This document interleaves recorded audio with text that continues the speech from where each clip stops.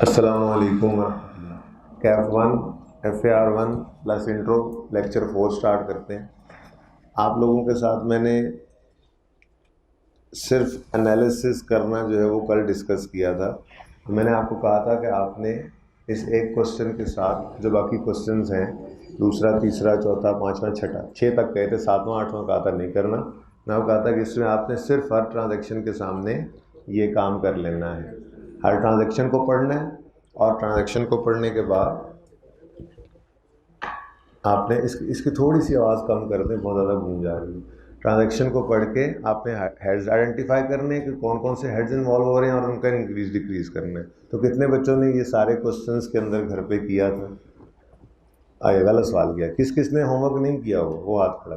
Check मैंने कर लेना होता है, क्यों नहीं किया होमवर्क? साथ वाले 2 रह गए। अच्छा, इधर फर्स्ट डे पहले दिन ही होमवर्क नहीं किया होगा। कुछ शर्म आ रही तुम्हें? जिसके पहले दिन ये हाल हो, बाद में क्या करेगा? अच्छा, तो YouTube पे लेक्चर्स अवेलेबल किए थे, लेके आए हो? तो फिर आज क्या करोगे? चलें। अच्छा जी, तो सब बच्चों ने ये काम किया? सब बच्चों ने ये काम किया? अच्छा, अब कुछ क्वेश्चंस की, कुछ ट्रांजैक्शंस में आपको मसले मसाइल भी आए होंगे, ठीक है? ज़्यादा आए या कम आए? बहुत कम आए हैं, तो मेरे ख्याल में फिर वही पहले डिस्कस कर लेते हैं। वरना मेरा दिल तो ये था कि जो काम हमने आज करना है, अकाउंटिंग इक्वेशन बनानी है, उस पर मैं एक सवाल पूरा आपको करवा दूं, मैं करवा दूं, फिर एक सवाल आप लोगों से करवा लूं, और फिर बाकी होमवर्क में आप वही काम दोबारा कर लें, ठीक है? लेकिन अगर आप कह रहे हैं कम मसाइल हैं, तो फिर पहले उन मसाइल को डिस्कस कर लेते हैं। क्वेश्चन 1 तो सारा मैंने खुद करवा दिया था। क्वेश्चन 2 की किसी ट्रांजेक्शन में, किसी भी ट्रांजेक्शन में किसी भी बच्चे को मसला है तो पूछे। 13 जुलाई एक हो गया, 10 और 13 2 हो गए। मैं कह दिया है तो ज़रूरी नहीं है कि सब नहीं करना। अच्छा, नहीं करेंगे। 10 और 13 के अलावा इस क्लास में कोई क्वेश्चन इस सवाल के अंदर? सिर्फ इस सवाल तक रहना है। हाइब्रिड वालों को इनके अलावा किसी और ट्रांजेक्शन में मसला है तो बता दें। चलिए ये 2 डिस्कस करते हैं, मैं दोबारा पूछ लेता हूँ। 10 वाली एडजस्टमेंट तो बिल्कुल 13 जनवरी पिछले सवाल वाली एडजस्टमेंट जैसी थी। हमने 13 जनवरी को पिछले सवाल में 13 जनवरी ट्रांजैक्शन में हमने देखा था rendered services and received membership fee 20,000 in cash. तो मैंने आपको ये कहा था कि अगर हमने सर्विसेज रेंडर कर दी हैं तो हमारा हक है, अब हम रेवेन्यू रिकॉर्ड कर सकते हैं। तो हमने कहा था रेवेन्यू बढ़ गया। और अगली चीज़, पैसे कैश में रिसीव हो गए हैं तो फिर कैश भी बढ़ गया। तो इस ट्रांजैक्शन का एनालिसिस क्या बना था? रेवेन्यू बढ़ा और कैश भी बढ़ा था, ऐसे ही है। अब बिल्कुल वैसी ही 13 जैसी ट्रांजैक्शन है ये पहली 10 वाली। 10th में क्या है? 10 जुलाई क्या हुआ? Rendered services and received agency commission 40,000 through cash. हाँ जी, सर्विसेज रेंडर हो गई तो रेवेन्यू रिकॉर्ड करना है। रेवेन्यू बढ़ गया ना हमारा, और जो रेवेन्यू हमारा बना था, जो हमने कमाया था रेवेन्यू, वो रिसीव भी हो गया, दोनों काम हो गए। तो ये बिल्कुल 100% सेम ट्रांजैक्शन थी 13 वाली। हाँ, 13 पिछले सवाल में 13 जनवरी वाली ट्रांजैक्शन जैसी थी ये 10 जुलाई की ट्रांजैक्शन। तो इसमें 2 हेड्स इन्वॉल्व थे जी। कौन कौन से? रेवेन्यू और कैश। रेवेन्यू और कैश। अच्छा जी, रेवेन्यू इनकम को कहते हैं, कैश एसेट को कहते हैं। कैश एक एसेट है और रेवेन्यू इनकम, ठीक है। अब रेवेन्यू बढ़ा कि नहीं बढ़ा? क्यों बढ़ा? क्यों बढ़ा? सर्विसेज रेंडर कर चुके हैं, रेंडर्ड का मतलब तो यही है ना, ठीक है। और पैसे रिसीव हो गए तो फिर कैश भी बढ़ गया। अब मेरा अगला सवाल, मैं अगर जो मेरे जिम्मे था वो कर चुका तो मैंने इनकम कमा ली, यही सिखाया था ना आपको। एक लाइन लिखी थी मैंने, revenue is recorded when it is earned. Revenue जब अर्न कर लिया है तो रिकॉर्ड कर लो। फिर मैं आपको बताया था रेवेन्यू अर्न कब होता है? अगर मैं सेलर ऑफ गुड्स हूँ, लगा दे, अगर मैं सेलर ऑफ गुड्स हूँ तो मैंने गुड्स डिलीवर कर दी। और अगर मैं सेलर ऑफ सर्विसेज हूँ, सर्विस प्रोवाइडर हूँ, तो मैंने सर्विसेज प्रोवाइड कर दी, मेरे ज़िम्मे जो था वो मैंने कर दिया, तो मैं रेवेन्यू रिकॉर्ड कर सकता हूँ। ठीक है। अब बड़ी अहम बात, वैसे तो ये पूरा टॉपिक है एक्रूवल प्रीपेमेंट्स के नाम से, लेकिन बड़ी अहम बात यहाँ पे अब ऐड करता हूँ, जो हमने लिखा था वो डेफिनेशन में कि revenue is earn, revenue is recorded when it is earn. इस बात को मैं ज़रा पूरा कर लेता हूँ आज। Revenue is recorded when it is earned. ये आपने लिखा हुआ है इसलिए दोबारा लिखने की ज़रूरत नहीं है, जहाँ पे लिखा हुआ है वहीं पे दोबारा चले जाएं अपने रजिस्टर में। ठीक है। जहाँ पे मैंने ये कहा था कि अर्न का मतलब क्या होता है, अगर सेलर ऑफ गुड्स हो तो गुड्स डिलीवर कर दी, अगर सेलर ऑफ सर्विसेज। अच्छा जी, तो मैं याद कर रहा था लाइट फ्लक्चुएट होगी बीच में, एक बार फिर अब इसने होना है फ्लक्चुएट, जहाँ तक मेरा ख्याल है जब आएगी तो। Revenue is recorded when it is earned. इसको मैंने डिसाइड कर लिया था, अर्न कब कर लेते हैं, जब गुड्स डिलीवर कर दें या सर्विसेज रेंडर कर दें। मैं आज इस जुमले को पूरा कर रहा हूँ। पूरा जुमला क्या है, revenue is recorded when it is earned no matter cash is received और नॉट। ये एक्रूवल प्रीपेमेंट्स का पूरा टॉपिक है, 3 दिन लगाने हैं उसमें हमने, वहाँ पे जाके ये दोबारा पढ़ेंगे, लेकिन बेसिक्स में भी बहरहाल 1-2 ट्रांजैक्शंस तो ये आ जाएंगी ना, रेवेन्यू के केस में भी आएंगी, एक्सपेंस के केस में भी आएंगी, इसलिए थोड़ी सी इसकी तैयारी कर रहे हैं हम। ठीक है ना, साथ साथ थोड़ा थोड़ा पढ़ते भी जाएंगे, जब टॉपिक पे जाएंगे तो बेस वैसे ही बनी होगी एक्रूवल प्रीपेमेंट की भी। No matter cash is received और नॉट। देखें डेटर की क्या डेफिनेशन पढ़ी थी हमने, debtor is a person to whom goods are sold on credit. मैंने आपको क्या कहा था, मेरे जिम्मे जो है जब मैंने वो कर दिया तो मेरा हक टू रिसीव कैश एस्टेब्लिश हो गया। तो वही दूसरी बात भी कर रहे थे हम कि जो मेरे ज़िम्मे है जब मैंने वो कर दिया तो मैं रेवेन्यू रिकॉर्ड करूँगा। ठीक है। अब ये दोनों बातें इंटरलिंक्ड हैं। मेरे ज़िम्मे जो था वो मैंने कर दिया तो मैंने उस रेवेन्यू को अर्न कर लिया, मुझे रिकॉर्ड करना चाहिए। ठीक है।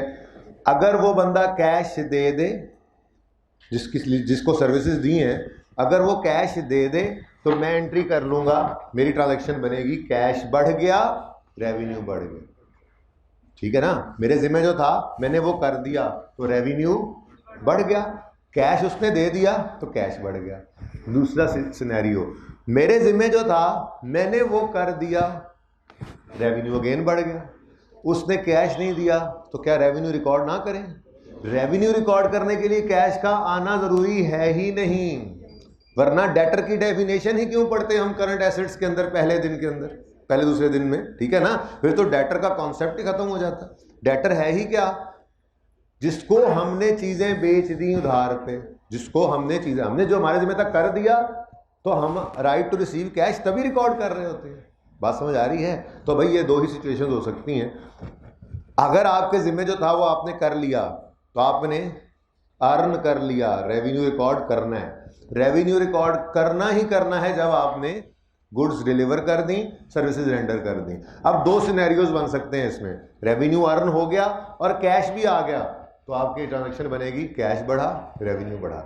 दूसरी तरफ रेवेन्यू अर्न कर लिया लेकिन कैश नहीं आया, स्टिल रेवेन्यू रिकॉर्ड करना ही करना है, तो रेवेन्यू बढ़ गया लेकिन कैश नहीं आया तो डेटर या रिसीवेबल, जिसको कह लें डेटर ही कहें, ठीक है, डेटर क्या हो जाएगा, इंक्रीज हो जाएगा। ठीक है।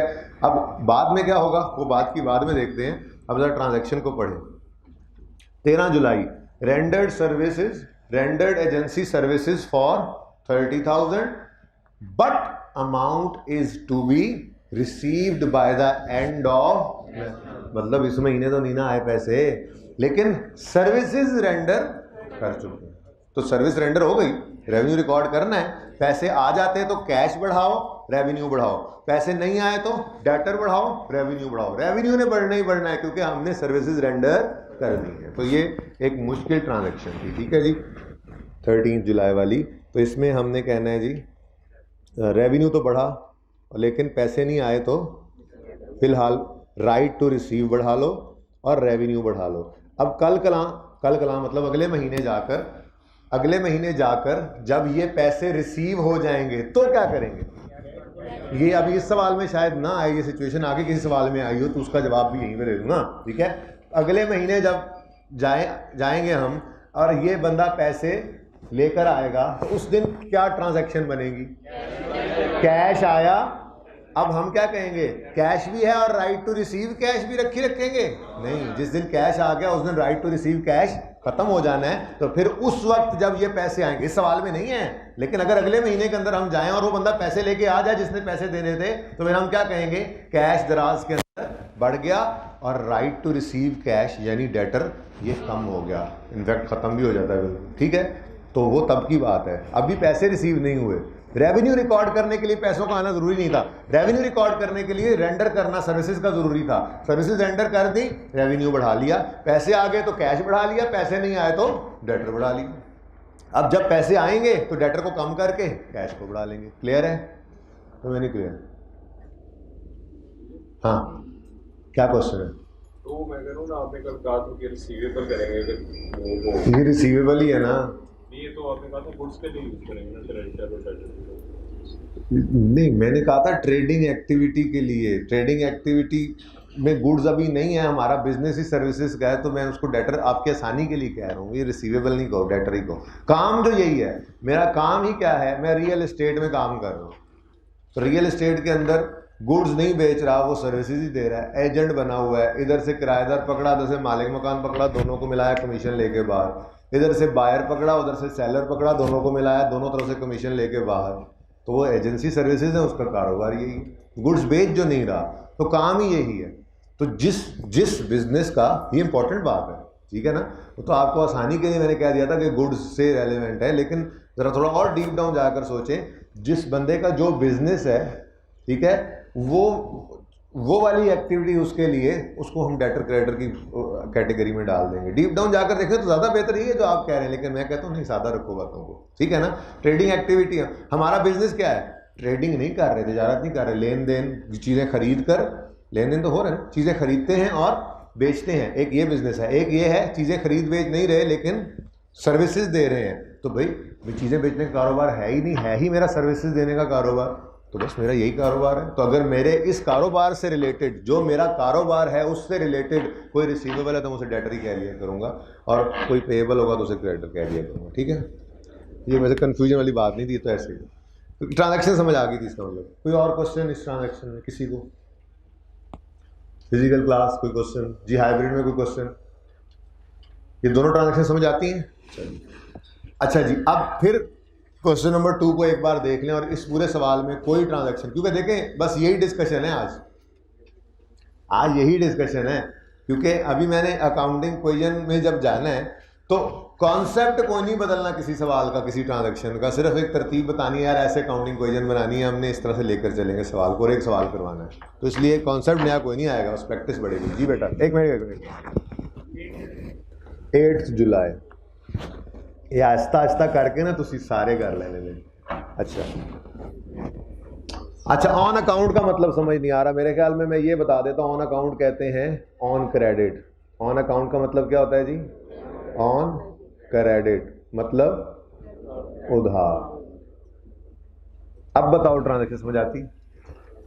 ठीक है ना, अंग्रेजी है जी, बिल्कुल ये इंपॉर्टेंट बात थी, आपको नहीं पता, पहली बार आपके सामने सवाल में आया ऑन अकाउंट। ऑन अकाउंट का मतलब होता है ऑन क्रेडिट यानी उधार पे। अब ट्रांजैक्शन क्या बन गई?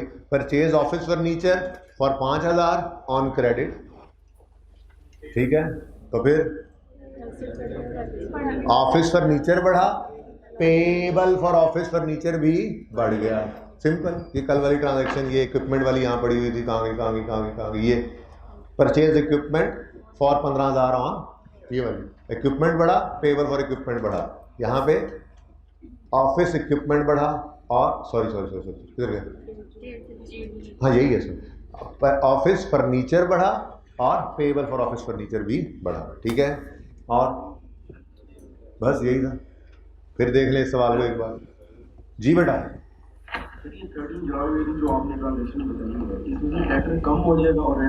सॉरी बेटा दोबारा बोलिए। जुलाई वाली जो था, हाँ डेटर कम हो जाए नहीं मेरे चांद, 13 जुलाई को, एक मिनट ज़रा, ये मेरे नहीं लगाया था मैंने, अच्छा जी, 13 जुलाई को हमने सर्विसेज दे दी, हमारा राइट टू रिसीव एस्टेब्लिश हुआ है, तो डेटर बढ़ा या कम हुआ? आज तो एक राइट एस्टेब्लिश हुआ है, ये पहले नहीं था। मैंने सर्विसेज दी, उसने पैसे ना दिए, मेरा हक एस्टेब्लिश हो गया, उस हक का नाम डेटर था, ये वजूद में आ गया, तो बढ़ना था, इसने कम नहीं होना। क्लियर? और सर जब ये जब हम इसको जब ये वो अगले सवाल में ना देख लें, जिसमें है ना एक सवाल का नतीजे में, अगले सवाल में प्रैक्टिकली देखते हैं ना कि रिसीवर स्टैंड हुआ और फिर रीपे हुआ। ये मैंने वैसे ही कहा था, अगले महीने जब पे करेंगे, चलो बता देता हूँ, अगले महीने जब ये पैसे लेकर आएगा तो कैश हमारी दराज में बढ़ जाएगा, और जब कैश रिसीव कर लेंगे तो क्या फिर भी कहते रहेंगे हमारा हक है तुमसे रिसीव करने का? ज़्यादा सी बात है, कैश बढ़ जाएगा और ये राइट टू रिसीव यानी डेटर, ये काम हो गया। डेटर कम और रेवेन्यू बढ़ ना ना ना ना, रेवेन्यू तो यहाँ बढ़ गया है, रेवेन्यू डबल थोड़े रिकॉर्ड करना है। मैंने आपको 100 रुपये की एक चीज़ बेची, ठीक है, 100 रुपये की चीज़ बेची, आपने कहा जी 100 रुपये आपको मैं 1 महीने बाद दूंगा, 1 महीने बाद आप 100 लेकर आए, तो मैंने कहा ठीक है 100 आ गया। अब 2 दफ़ा मैं रेवेन्यू रिकॉर्ड नहीं कर रहा, जिस दिन मैंने आपको चीज़ 100 रुपये की बेची, मैंने कहा मैंने 100 कमा लिया, अभी रिसीव नहीं हुआ, ठीक है, महीने बाद आप पैसे लेकर आए तो मैं ये नहीं कहूँगा मैंने 100 फिर कमा लिया और पैसे आ गए, तो डबल 100 की चीज़ बेच के 200 तो नहीं ना कमाना, ठीक है। एक मिनट जी बेटा, सर उनकी कंप्लेन ये नहीं है, असल में वो लिखा हुआ है ना कि receive by the end of next month, तो वो कह रहे हैं कि रिसीव हो गया। अच्छा अच्छा, मतलब आपका सवाल है या एक्सप्लेनेशन है? आपका सवाल है? नहीं अच्छा सवाल नहीं, ठीक है कोई बात नहीं, उनको समझ आ गई। सर ये जो है ओन क्रेडिट है वो बताऊं तो हम ये भी कह सकते हैं कि पेबल फॉर इक्विपमेंट की जगह लायबिलिटी इंक्रीज हो रही है। तो पेबल फॉर इक्विपमेंट क्या है बेटा? सर मतलब कि payable for equipment is a liability, payable for equipment एक लायबिलिटी, लायबिलिटी है जिसका नाम पेबल फॉर इक्विपमेंट है, लायबिलिटी है जिसका नाम पेबल फॉर ऑफिस फर्नीचर है, लायबिलिटी है जिसका नाम पेबल फॉर कुछ भी एसी है, जो चीज़ उधार पे खरीदी है वही पेबल है ना। अब इस सवाल के अंदर इक्विपमेंट उधार पे खरीदा था, तो पेबल फॉर इक्विपमेंट, किसके लिए पैसे पेबल है भाई? वो जो इक्विपमेंट खरीदा है। अब यहाँ पे इक्विपमेंट तो नहीं ना खरीदा, यहाँ पे तो ऑफिस फर्नीचर खरीदा उधार पे, तो फिर ये पेबल फॉर ऑफिस फर्नीचर हुआ। यहीं पर आगे जाते हैं, अभी आज तो नहीं, आज नहीं, कल वो सवाल आ जाएंगे उस तरह के जिसके अंदर आपको पार्टी का नाम लिखा हुआ मिलेगा। जैसे मिसाल के तौर पे यहाँ पे लिखा होता purchase office furniture for 5000 on account from Interwood furniture, अब पार्टी का नाम आ गया तो मैं लिखता ऑफिस फर्नीचर बढ़ गया, और पेबल फॉर ऑफिस फर्नीचर भी लिख सकता था, पेबल टू इंटरवुड भी लिख सकता था, दोनों सही थे, लायबिलिटी है नाम है। छाड़ दी गई थी जान दूसरे सवाल में, और भी क्वेश्चन है पूछें जी। Excuse, 17 July paid for office cash, this was clearing on 8 July. ऐसे कैसे? कल जो मैंने कराया वो तो बताऊं, बिल्कुल वही वाली बात है। Purchase equipment for 15,000 on credit, समझ आती है? इक्विपमेंट बढ़ा, पेबल बढ़ा, 17 January paid for equipment which was purchase on 10 January, equipment बढ़ा, पेबल फॉर इक्विपमेंट बढ़ा, उधार पे खरीदा था, जिस दिन पे कर रहे हैं अब उस पेबल को कम कर लेंगे और कैश को भी कम कर लेंगे। अभी डेटर में आपको रिसीट के केस में यही बात समझा के आया हूँ, ठीक है, 100% सेम ट्रांजैक्शन थी ये वाली। अभी भाई साहब ने पूछा कि ये आपने उधार पे ऑफिस फर्नीचर खरीदा, इसकी एंट्री क्या? मैंने आपको बता दिया, इसकी एंट्री है ऑफिस फर्नीचर बढ़ा, पेबल फॉर ऑफिस फर्नीचर भी बढ़ा। अब 17 जुलाई को वो ऑफिस फर्नीचर जो 8 जुलाई को खरीदा था उधार वाला, उसकी पेमेंट की है, तो फर्नीचर 2 बार लेने का दिल कर रहा है मेरे ख्याल में आपका, जैसे रेवेन्यू 2 बार लेने का दिल कर रहा था, है ना? ऐसा नहीं है, ठीक है ना? बात समझ आ गई? ऑफिस फर्नीचर बढ़ा, पेबल फॉर ऑफिस फर्नीचर बढ़ा, अब पैसे पे कर रहे हैं तो पेबल कम कर लेंगे, पेबल पेमेंट से पेबल कम हो जाएगा ना, लायबिलिटी है पे करके कम हो जाएगी, तो पेबल फॉर ऑफिस फर्नीचर भी कम होगा और कैश भी कम होगा, ठीक? चलिए आगे देख लो, फिर मैं आगे जाना तो बोल दें। 3rd क्वेश्चन आपके सामने, कौन कौन सी ट्रांजैक्शन में मसला आया? 3 जुलाई की आवाज़ मुझे सुनाई दी है और 18 जुलाई की आवाज़ सुनाई दी है। 3, 10, 14, 27, ये फर्स्ट वाले अल्लाह तुम्हें पूछे 18, क्या करा देना, सारे ही करा देना जी। और कौन सा बेटा? बस बड़ी मेहरबानी हैं। चलो पहले ये कर लें, अब फिर पहले ये कर लेते हैं। हो सकता है कोई एक आदमी मेरा भी दिल करे कि मैं भी अपनी तरफ से कोई ऐड करूं। Anjum started business of courier services. अब कोरियर सर्विस में भी कोई ट्रेडिंग एक्टिविटी तो नहीं होती, खत खरीद के बेच रहे हैं, नहीं भाई, कोरियर है। एक ने खत भेजा, दूसरे ने रिसीव करना है, एक ने चीज़ भेजी, दूसरे ने रिसीव करनी है, दरमियान में इन्होंने सर्विस दी अपनी और अपने पैसे कमाए। Service organisation. अच्छा जी, लो जी, अंजुम साहब ने कोरियर सर्विस शुरू कर ली। 1 July started business with 1 lakh in bank. ये तो पढ़ाया ही नहीं था, सादा सी बात है। बिजनेस शुरू करने वाले ने कैश ला के दुकान के दराज में रखने की बजाय पहले ही दिन बिजनेस के नाम का अकाउंट खुलवाया और उस पैसे को बैंक में रखा और बिजनेस शुरू किया। कोई फर्क नहीं है, ठीक है। ओनर आया घर से कैश लेकर और दुकान खोलकर उसके पड़े हुए दराज में गल्ले में पैसे डाल के बिजनेस शुरू कर दिया। तो इसमें हमने कहा था कैश बढ़ा और कैपिटल बढ़ा। अगर यही ओनर घर से निकले, पहले दुकान में आने के बजाय सीधा बैंक में जाए और अपने बिजनेस के बैंक का अकाउंट खुलवाए और ये पैसे उसमें डाल दे और बिजनेस शुरू कर दे, तो कोई फर्क नहीं पड़ेगा। कैश की दराज में पैसे नहीं आए, बस बैंक में पैसे आ गए। तो बिल्कुल वही ट्रांजैक्शन है, सिर्फ कैश की बजाय बैंक ने बढ़ना है, ठीक है। हाँ, लेकिन ये नहीं कहना आपने बिल्कुल वही ट्रांजैक्शन है, मैं कैश ही बढ़ा देता हूँ, कैश भी तो बैंक ही है, बैंक भी तो कैश ही है। नहीं भाई, ऐसे नहीं है, बड़े ध्यान से, ठीक है ना।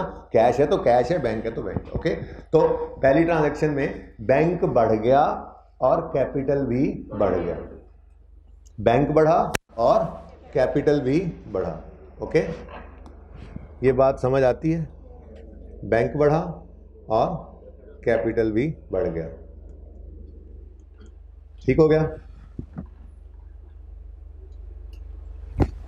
उसके बाद 3 जुलाई को, अरे ये ट्रांजैक्शन तो मैंने कल बातों में बता दी थी, कैश विदड्रॉन। इससे आगे ना पढ़ो, मैंने कहा था, असल में मैं आखिरी ट्रांजैक्शन करा रहा था ना जब ड्राइंग्स वाली, तो मैंने आपसे कहा था कि सिर्फ ड्राइंग के लफ्ज से, विदड्रॉल के लफ्ज से कभी कंफ्यूज ना होना। जब तक फॉर पर्सनल यूज लिखा हुआ ना आ जाए, आपने उस चीज़ को उसके ऊपर ड्राइंग का फतवा नहीं लगा देना, ठीक है। फिर मैंने आपको एग्जांपल दी थी, कभी कभी दराज में पैसे ज़्यादा इकट्ठे हो गए, ठीक है, तो दराज से निकाल के बिजनेसमैन क्या करता है, उसको बैंक में जमा करवा देता है। तो भाई बिजनेस ने ही अपनी एक जेब से पैसे निकाल के दूसरी में डाल दिए, तो हम क्या कहेंगे, ड्राइंग कर लिया ओनर ने। नहीं, बिजनेस के अंदर ही पैसा पड़ा है, कैश की दराज से निकल गया, बैंक में जमा हो गया, तो बैंक बढ़ गया, कैश कम हो गया। अब यहां पर चूंकि उसने पैसे पहले ही आते बैंक में रख दिए थे पहले दिन, ठीक है, अब पैसे सारे बैंक में पड़े हैं, कैश में भी खर्चे करने की जरूरत पड़ती रहती है। भाई बिजनेस है ना, उसको दोनों तरह से खर्चे करने पड़ सकते हैं। कुछ खर्चे ऐसे होते हैं जो बिजनेस कैश में कर रहा होता है, कुछ खर्चे ऐसे होते हैं जो बैंक के थ्रू कर रहा होता है, ठीक है। बड़े बड़े खर्चे तो चलो हो सकता है कि दुकान के जो मालिक हो, ठीक है, उसका बैंक अकाउंट हो, उसको रेंट के लिए चेक लिख कर हम दे दें। लेकिन जो हमने मुलाजिम दुकान के ऊपर 2-3 रखे हुए हैं, ठीक है, उनकी थोड़ी थोड़ी तनख्वाह है, उनका अकाउंट ही नहीं है, तो उनको तनख्वाह देने के लिए उनको बैंक में तो नहीं ट्रांसफ़र कर सकते पैसे, तो उनके लिए कैश चाहिए होगा। कोई छोटा मोटा काम करवा लिया, दिहाड़ीदार मजदूर आया, अब उसको क्या कहेंगे, बैंक अकाउंट दोगे तो पेमेंट करेंगे? नहीं भाई, उसको कैश में पेमेंट करनी होती है। तो बिजनेस पेमेंट, जो एक्सपेंसेस जो हो रहे होते हैं बिजनेस के, उनकी पेमेंट्स कभी कैश के थ्रू कर रहा होता है, कभी बैंक के थ्रू, दोनों तरह से हो सकते हैं, ठीक है ना। अब लॉजिकली भी ज़हन में यही बात समझ में आती है कि बैंक में पैसे जमा करवा दिए, तो हो सकता है अब कैश के अंदर कुछ ज़रूरत पड़े, तो फिर वो क्या करेंगे, बैंक से निकालेंगे और कैश की दराज में रख देंगे। इस ट्रांजैक्शन में यही हुआ। पढ़ो ट्रांजैक्शन, कैश विदड्रॉन 50,000। मैं कहता हूं फॉर ऑफिस यूज लिखा हो या ना लिखा हो, ऑफिस यूज ही अज्यूम करना है। क्या मतलब, कैश विदड्रॉन जब होगा ना और पर्सनल, फॉर पर्सनल यूज लिखा हुआ होगा, सिर्फ उस सूरत में ड्राइंग्स कहना है। ये नहीं कर लेना आपने कैश विदड्रॉन लिखा हुआ खामोश, आपको जी मर्जी जो मर्जी असम्पशन ले लें। भाई कैश विदड्रॉन फ्रॉम बैंक अगर सिर्फ लिखा हुआ है तो नॉर्मल असम्पशन यही है कि उन्होंने बैंक से पैसे विदड्रॉ किए हैं, बिजनेस यूज के लिए ही हैं, वो बैंक से निकाल के कैश की दराज में रखे हुए हैं, ठीक है। तो मैंने ये कल ही बात कर दी थी कि जब तक फॉर पर्सनल यूज ना आए इसको ड्राइंग्स के साथ कंफ्यूज मत करना। मैं आखिरी ट्रांजैक्शन पढ़ता हूं। ओनर आखिरी 28, जरा इसके साथ कंपैरिजन में 28, the owner withdrew 10,000 for his personal use through bank. अब ये भी विदड्रॉ हुए हैं, किधर गया विदड्रॉ 50,000। करो एक काम करते हैं,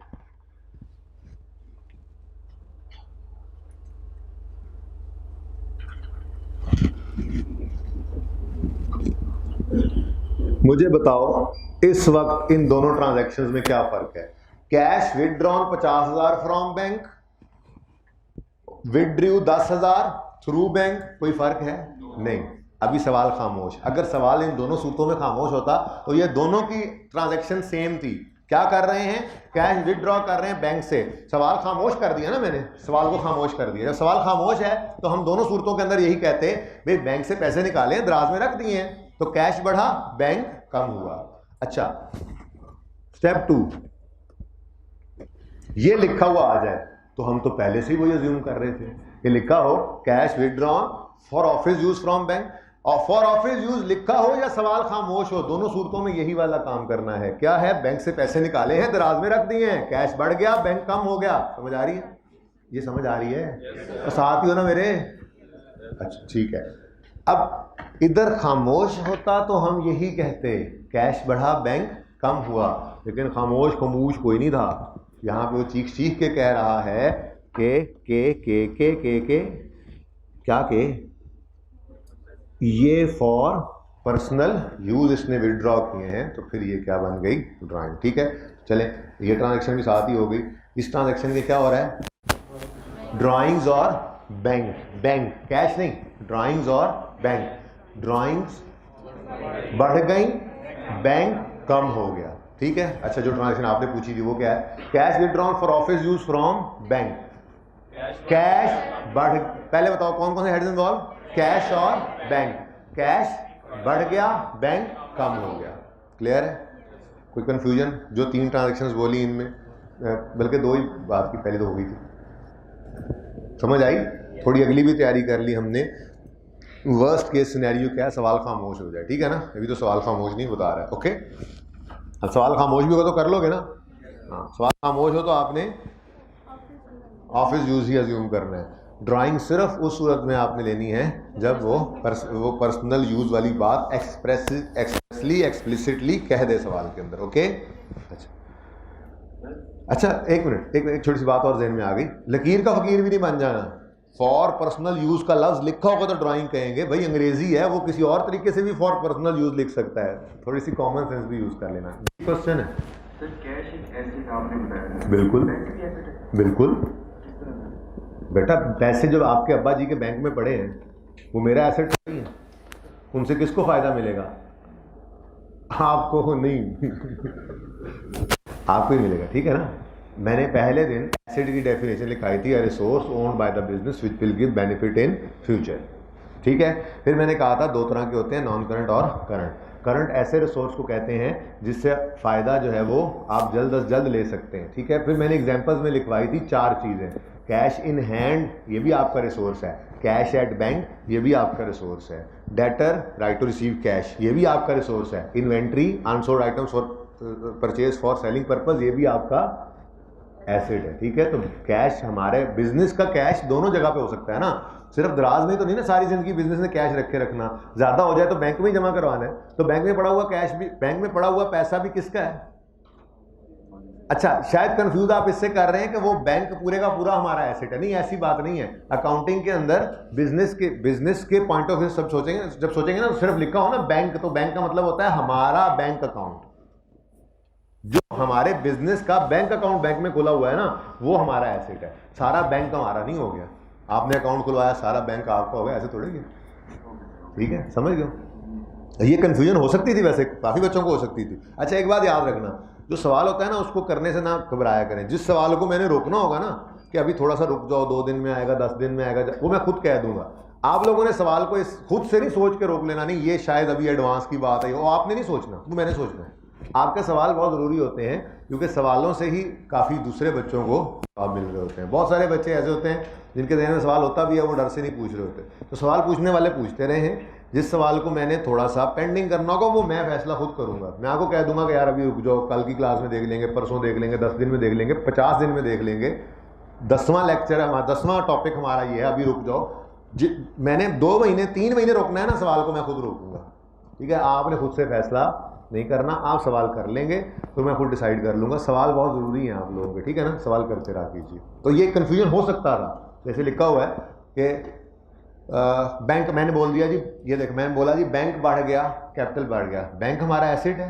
बैंक हमारा एसेट नहीं है। हमारा कैश जो इस बैंक में पड़ा है, सिर्फ वो वाला कैश जो हमारे बैंक अकाउंट में पड़ा है वो हमारा एसेट है। ठीक है, सही है? अच्छा जी, 4 सही है, 6 सही है, 4 में कोई मसला नहीं है, 6 में किसी कोई मसला नहीं है। 10 took loan from bank 1 lakh in cheque. नई ट्रांजैक्शन, बिल्कुल निशान बनता था, मैंने बताया नहीं था। सारी चीज़ें मैं बताऊं तो वही समझ आती है ना, दूसरी तो खुद से समझ नहीं आती। अच्छा जी जी सर, इसमें ये हम खुद एज्यूम करेंगे कि जो बैंक है वो क्या नाम है, बिजनेस का बैंक अकाउंट है? जी जी, हाँ वो बिल्कुल बिल्कुल बिल्कुल बिल्कुल बिल्कुल बिल्कुल अज्यूम करना पड़ेगा। बैंक अकाउंट हो, उसमें 1 लाख हो, देखो फिर आपको वो बिजनेस के हवाले करना पड़ेगा। हम नॉर्मली ना, देखो हमने बिजनेस को एक सेपरेट एंटिटी कहा हुआ है, ठीक है ना। तो नॉर्मली होता ही ऐसे है कि अगर मैं कोई बिज़नेस शुरू करूंगा ना, तो मैं अपने पर्सनल अकाउंट को उसके लिए नॉर्मली यूज़ नहीं करूंगा। कल को चीज़ें ही मेरे से रेकनसाइल नहीं होनी बेटा। बिजनेस बढ़ता जाता है, ट्रांजैक्शंस होती हैं। बैंक एक बड़ी मजबूत चीज़ है, बैंक स्टेटमेंट निकलवाओ, सारी ट्रांजैक्शन इन्स आउट्स पड़े होते हैं बीच में। तो नॉर्मली हम जब बिज़नेस शुरू करते हैं तो हम बैंक के अंदर बिज़नेस के नाम का अकाउंट खुलवाते हैं, ठीक है। वो बिज़नेस के नाम के अकाउंट से ऑपरेट किया जाता है। अब क्वेश्चन ये कि यहाँ पर क्यों नहीं लिखा हुआ बिज़नेस के नाम का अकाउंट खुलवाया और उसमें पैसे रखे? तो बेसिक्स वाले सवाल हैं, छोटे छोटी ट्रांजैक्शंस बनाई हैं, तो छोटी मोटी कमियां बेशियां इसके अंदर होंगी तो वो मैं वैसे बता दूंगा, ठीक है। और लिखा होना चाहिए तो ज़्यादा बेहतर होता, कम से कम पहले सवाल में लिखा होता, आगे बेशक ना लिखा होता। लेकिन ये नॉर्मल है, अजम्पशन नॉर्मल यही है कि अगर बैंक बिजनेस शुरू किया और पैसे बैंक में जमा करवाए हैं तो नॉर्मल अजम्पशन ही लेनी है। खामोश होगा तो हम यही कहेंगे कि वो बिजनेस का बैंक अकाउंट ओपन करके उसी में ही रखवाए गए हैं, यही सोचेंगे हम, ठीक है। चलें आगे। अच्छा, मैं पहुंच गया था 10 पे। टुक लोन फ्रॉम बैंक, हाँ पेबल टू बैंक कह लो, ज़्यादा बेहतर है लोन फ्रॉम बैंक, ये ज़्यादा अच्छा लफ्ज़ है, ठीक है ना। ज़रा अलग अलग क्लासिफिकेशन हो जाती हैं, ज़रा बंदा सुकून में रहता है। ट्रेडिंग एक्टिविटी, बिजनेस से रिलेटेड रिसीवेबल पेबल को कहते हैं हम डेटर क्रेडिटर। फिक्स एसेट वगैरह से रिलेटेड रिसीवेबल पेबल को हम रिसीवेबल पेबल ही कहेंगे, और बैंक के रिसीवेबल पेबल को हम लोन का नाम दे देंगे, तो वो ज़रा बेहतर हो जाता है, थोड़ा सा ईजी हो जाते हैं। बाकी क्रेडिटर भी लाइबिलिटी है, पेबल लाइबिलिटी है, लोन लाइबिलिटी अगर लिया हुआ है, लोन लिया हुआ है लाइबिलिटी। फर्नीचर उधार पे खरीदा है, payable for furniture liability. Goods for selling purpose उधार पे खरीदी हैं तो क्रेडिटर, ये भी लाइबिलिटी है। तो हैं तीनों ही लाइबिलिटी। कोई इतना बड़ा गुनाह नहीं है कि किसी ने क्रेडिटर की जगह पेबल लिख दिया तो नंबर कट जाएंगे, नंबर नहीं कटते। लेकिन इंशाल्लाह आपको जरूरत ही नहीं पड़ेगी, आपको आदत ही ऐसी पड़ जाएगी, मैंने इतनी बार ये बात बोल देनी है कि आप अपनी बिजनेस एक्टिविटी वाले रिसीवेबल पेबल को डेटर क्रेडिटर ही कह रहे हुआ करेंगे, ठीक है ना। और आप उस जो बिजनेस एक्टिविटी से हट के जो रिसीवेबल पेबल होते हैं, देखें ना, मैंने जो बिजनेस में कर रहा हूँ, जो गुड्स खरीद रहा हूँ, बेच रहा हूँ, ये मेरी ट्रेडिंग एक्टिविटी जो है, ये बहुत ज़्यादा ट्रांजैक्शंस होती हैं, दिन में कई दफ़ा होंगी, सैकड़ों दफ़ा होंगी। लेकिन फिक्स एसेट वो साल में शायद 1 आध बार खरीदें, 2 साल बाद खरीदें। मैंने ये एसी लगाया 5 साल, फिर मैंने ये एसी को नहीं लगाना, मैं अपनी दुकान के अंदर इसी एसी के साथ गुजारा करूँगा। तो फिर ये कभी कभार होने वाली ट्रांजैक्शंस होती हैं, इसलिए इनको जो है वो अलग नाम दे दिया गया, इनको अलग ही रखो, क्योंकि वो हर वक्त आगे बहुत सारी चीज़ें हम आहिस्ता आहिस्ता पढ़ेंगे, रेकन्सिलिएशंस बना रहे होते हैं हम, चीज़ें जो है ना इस तरह देख कर चल रहे होते हैं, तो मसले मसाइल आते ही वहीं पे जहाँ पे ट्रांजैक्शंस ज़्यादा होती हैं, तो उनको इसलिए अलग ही कर दिया। ट्रेडिंग बिजनेस एक्टिविटी वाले ये डेटर क्रेडिटर कहेंगे बस, वरना इतना बड़ा गुनाह कोई नहीं है। हाँ, पेबल भी लाइबिलिटी, लोन फ्रॉम बैंक भी लाइबिलिटी, क्रेडिटर भी लाइबिलिटी है, ठीक है। हाँ, लेकिन बेहतर है जैसे मैं कहता हूँ वैसे कर लें, कोशिश तो कर सकते हैं ना। अच्छा, तो टुक लोन फ्रॉम बैंक, बैंक से लोन लिया, ठीक है। अब बैंक से लोन लिया है तो ये खुशी की बात होगी, खुशी महसूस करेंगे, रिसोर्स तो माना के आ जाएगा यूज़ करने के लिए, लेकिन बोझ महसूस करना है, ठीक है। तो लोन जब बैंक से लिया तो बोझ कंधों पर बढ़ जाएगा, लायबिलिटी बढ़ जाएगी। लायबिलिटी का नाम क्या रख लें? लोन फ्रॉम बैंक रख लें। किसी ने पेएबल टू बैंक रख दिया तो भी गलत नहीं है, टेस्ट में कर देते हो ऐसे मिसाल के तौर पे, नहीं टीए नंबर काट सकते। Payable loan from bank, payable to bank ही होता है, लेकिन आप लोन कहें ज़रा बेहतर है, ज़रा अलग थलग बैंक की ट्रांजैक्शन लोन कह दिया करेंगे उसको, ठीक है। अच्छा, मैं क्या कह रहा था, बैंक से लोन लिया तो बोझ कंधों पे बढ़ गया, ठीक है, तो लोन फ्रॉम बैंक बढ़ गया। दूसरी बात, बैंक ने जो पैसे दिए हैं वो कैश की फॉर्म में दिए। ध्यान से सारे बच्चे सुने अब, बैंक ने जो पैसे दिए वो कैश की फॉर्म में दिए, चेक की फॉर्म में दिए। अच्छा, अब चेक वाला जो पैसा है वो कहाँ पे जाकर जमा होकर पैसे मिलेंगे? कोई ऐसी अलमारी तो मैंने नहीं सुना अभी ईजाद हुई है कि चेक एक तरफ से डालें दूसरी तरफ से कैश निकल आएगा। चेक का मतलब बैंक ही होगा। लफ्ज़ चेक लिखा हो तो मतलब बैंक, चेक रिसीव्ड मतलब बैंक में पैसे आ गए, यूँ कह दिया करेंगे। चेक इशूड मतलब बैंक से पैसे चले गए, तो ठीक है ना। चेक का मतलब क्या होगा? बैंक।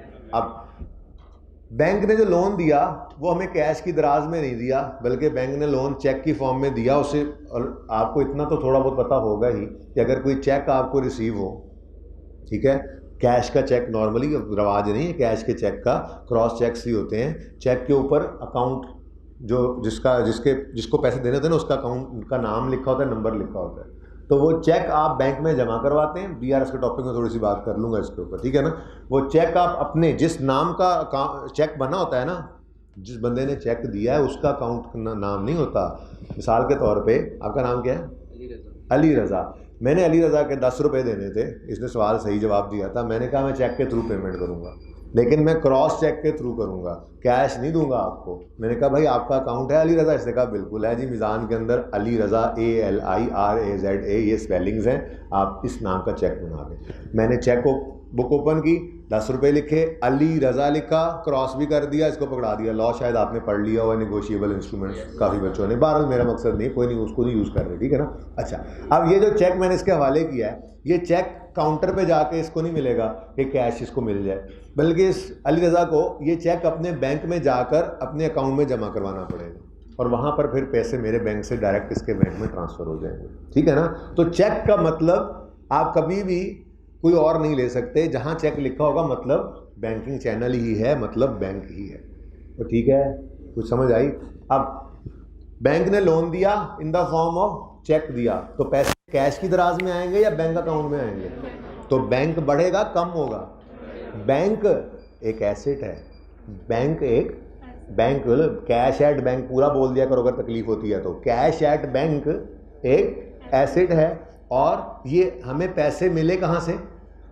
किसने दिए? बैंक ने। उधार दिए, कल को वापस करने हैं, तो दूसरी तरफ एक लायबिलिटी जिसका नाम है लोन फ्रॉम बैंक, ये भी स्टैंड होगी। तो 2 हेड्स इन्वॉल्व हो रहे हैं, एक बैंक, दूसरा लोन फ्रॉम बैंक, ठीक है। एक बैंक, दूसरा लोन फ्रॉम बैंक। बैंक में पैसे बढ़ गए, बैंक इंक्रीज हो गया, कैश एट बैंक एसेट बढ़ गया, और at the same time loan from bank नाम की एक लायबिलिटी भी स्टैंड कर जाएगी, जो कल कल को पे करके हमें उतारनी पड़ेगी, ठीक है। तो ये भी एक नई ट्रांजैक्शन थी, माना, बिल्कुल माना। बैंक जिसको सिर्फ बैंक लिखने से तकलीफ होती है वो कैश एट बैंक लिख ले कुछ दिन, 1-2 दिन, ठीक है ना।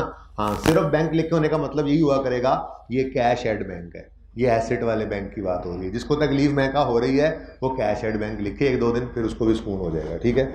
बहरहाल मैं बैंक ही लिखूंगा। बैंक बढ़ गया, और दूसरी तरफ लोन फ्रॉम बैंक बढ़ गया। बैंक क्या है? एसेट, और लोन फ्रॉम बैंक क्या है? लायबिलिटी, ठीक है जी। 11 तो बिल्कुल सेम है मेरे ख्याल से, मसला नहीं है। अब ये 13 जनवरी को मैंने आपको ये 13 जनवरी वाली एडजस्टमेंट जो करवाई है, बिल्कुल वैसी एडजस्टमेंट है, थोड़ी सी अंग्रेजी में फ़र्क है। पढ़िए 14 जुलाई को क्या हुआ। वैसे अब 14 वाली मसला नहीं होना, लेकिन चलो अच्छा ज़रा एक बार रिवाइज हो जाए। 14 जुलाई अर्नड सर्विस रेवेन्यू। अब जब वो लिख रहा है ना अर्न, तो आप ये ना कहना नहीं, जरा बताओ साबित करो कैसे। साबित नहीं करवाना उससे, वो कह रहा है अर्न हो गया तो हो गया, बस सवाल कह रहा है अर्न हो गया तो हो गया, मतलब सर्विसेज दे दी होंगी तभी अर्न हुआ, तभी तो लिख रहा है अर्नड, ठीक है। तो earned service revenue amounting to 75,000 की सर्विस किसी को दे दी तो रेवेन्यू अर्न हो गया, आई कहता है अमाउंट नॉट येट रिसीव्ड। पिछले सवाल में लिखा था अमाउंट अगले महीने में आएगी, मतलब अभी नहीं आई। यहाँ क्या लिखा हुआ है, अमाउंट अभी नहीं, सीधी बात ही लिख दी, मतलब तो दोनों का एक ही है ना। अब रेवेन्यू, क्योंकि हम सर्विस रेंडर कर चुके हैं, रेवेन्यू अर्न कर चुके हैं ना, तो रेवेन्यू तो रिकॉर्ड करना है। बोलो, रेवेन्यू जब कमा लिया है तो रिकॉर्ड करो, तो रेवेन्यू तो बढ़ गया, लेकिन चूंकि पैसे आए नहीं हैं तो हम कैश को बढ़ा नहीं सकते। अब ये नहीं करना कि कैश के आने का इंतजार करने लग जाए रेवेन्यू रिकॉर्ड करने के लिए, क्योंकि रेवेन्यू रिकॉर्ड करने का डिसाइडिंग फैक्टर आपको बता चुका हूं, वो डिसाइडिंग फैक्टर है अर्न करना। जब अर्न कर लिया तो रिकॉर्डिंग जरूरी है रेवेन्यू की। कैश आए तो कैश बढ़ाओ, नहीं आए तो डेटर बढ़ाओ। जिस दिन कैश आएगा डेटर कम करके उस दिन कैश बढ़ा लेना, ठीक है। तो ट्रांजैक्शन क्या है, क्या है ये, डेटर बढ़ गया। आप रिसीवेबल कहना चाहो तो कह लो, लेकिन मैं कह रहा हूं इसका काम ही यही है, इसलिए डेटर ही कहो, बेहतर है, ठीक है, इसका बिजनेस है। तो डेटर बढ़ गया, रेवेन्यू भी बढ़ गया 75,000 से, ठीक है जी, सही है। 14 हो गया, ओके। 17 पेमेंट है। 18 half amount of loan is repaid through cheque. आसान है क्योंकि डिस्कशन ऊपर हो गई है। बैंक में पैसे आए थे और लायबिलिटी बढ़ी थी, कितने से, 1 लाख से। 1 लाख का लोन लिया था, 8 दिन बाद आधा लोन वापस कर दिया, तो मुश्किल है? नहीं, जब एक loan from bank liability stand हुई थी लोन लेने पर, तो अब उसको पे करते हुए यही लायबिलिटी कम होनी है, लेकिन 100% पे नहीं किया, 50% पे किया, तो जितना पे किया उतना कम हो जाएगा, ठीक है। तो 50,000 रुपए का लोन हमने बैंक को वापस किया, और हमने भी थ्रू चेक किया। चेक का मतलब बैंक, ठीक है। अब हमने जो बैंक को लोन वापस किया तो बोझ में से कुछ बोझ वापस किया, सारा ना किया, लेकिन जितना वापस किया वो बोझ तो कम हो गया ना। तो लोन फ्रॉम बैंक कम हुआ, कितने से, 50,000 से, और at the same time bank में से पैसे हमारे कम हो गए, क्योंकि हमने चेक लिख के दिया था। कैश के दराज से पैसे निकाल के बैंक में जमा नहीं कराए, हमने भी चेक लिख दिया, तो हमारे बैंक अकाउंट से ही डायरेक्ट ट्रांसफर हो जाएंगे बैंक को पैसे वापस, ओके। तो लोन फ्रॉम बैंक कितने गया ये, अब क्या होगा, लोन फ्रॉम बैंक ये कम हो गया। ये देखो लायबिलिटी बढ़ी थी, और जब पे किया तो उस लायबिलिटी को कम कर लिया, सिंपल। जब पैसे आए थे तो बैंक बढ़ा था, आज पैसे पे हो रहे हैं तो बैंक कम हो जाएगा, ठीक हो गया जी बेटा। ओके, मार्कअप इंटरेस्ट सूद, ये एक एक्सपेंस है। बैंक जो पैसे देता है, पानी नहीं आया मेरे भाई, मैसेज करिएगा। बैंक जो पैसे देता है, वो बैंक का बिजनेस यही होता है कि वो पैसे दे के कहता है ये मेरा पैसा इस्तेमाल करो, लेकिन मुझे ये मेरा पैसा इस्तेमाल करने की आपको फीस देनी पड़ेगी, जिसको इंटरेस्ट कहा जाता है। इसका दूसरा नाम मार्कअप है, उर्दू में इसे सूद कहते हैं, ठीक है। तो इंटरेस्ट या मार्कअप, ये बैंक के पॉइंट ऑफ से सोचें, बैंक के पॉइंट ऑफ से सोचें ना कि मार्कअप क्या होता है। पूछ के तो सोच के तो देखो मैं तुम्हारा हाल क्या करता हूँ। बैंक के पॉइंट ऑफ से सोचेंगे।